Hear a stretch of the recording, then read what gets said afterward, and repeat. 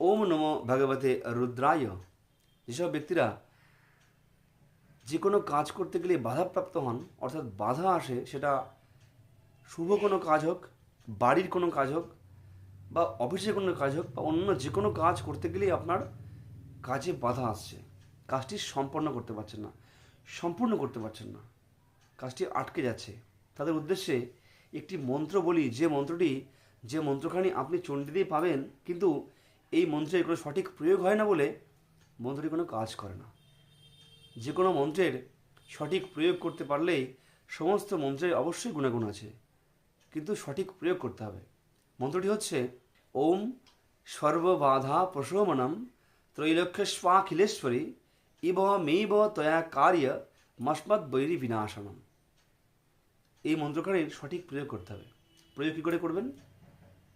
যে কোনো মঙ্গলবারে অথবা জন্মবারে অথবা যে কোনো অষ্টমী তিথিতে ঘট স্থাপন করে যথাশক্তি উপাচার দ্বারা একটি শিব সংকল্পপূর্বক দেবীর পূজা সম্পন্ন করুন এবং পূজান্তে কিছু মুদ্রা আদি প্রদর্শনপূর্বক দেবীকে প্রসন্ন করুন। তৎপর উক্ত মন্ত্রখানি 10,008 বার জপপূর্বক মন্ত্রসিদ্ধি অথবা পুরস্চরণ করে নিন। কারণ যে কোনো মন্ত্রের পুরস্চরণ না হলে পরে সেই মন্ত্র কোনো ফল দেয় না। যে কোনো মন্ত্রের পুরস্চরণ অবশ্যই প্রযোজ্য। সেই জন্য অবশ্যই মন্ত্রখানির 10,008 বার জপপূর্বক পুরস্চরণ করে নিন। পুরস্চরণান্তে ওই মন্ত্রখানি 108টি হরিদ্রা পত্রে পুরস্চরণ হয়ে যাওয়ার পরে ওই মন্ত্রখানা 108টা হলুদের পাতাতে লিখতে হবে।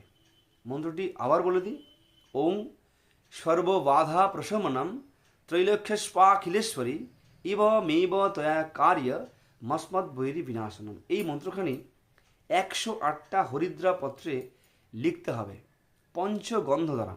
পঞ্চগন্ধ কী কী? চন্দন, কর্পূর, কিশর, কস্তুরী, গোরচনা। চন্দন, কর্পূর, কিশর, কস্তুরী, গোরচনা। গোরচনা বলতে কিন্তু গরুর চোনা নয়, এটি একটি খুব দুষ্প্রাপ্য জিনিস, প্রয়োজন হলে অবশ্যই বলবেন, এনে দেব। এই পঞ্চগন্ধ দ্বারা হরিদ্রা পত্রে পঞ্চগন্ধ একসঙ্গে সংমিশ্রণ করে হরিদ্রা পত্রে ওই মন্ত্রখানা, উক্ত মন্ত্রখানা লিখতে হবে।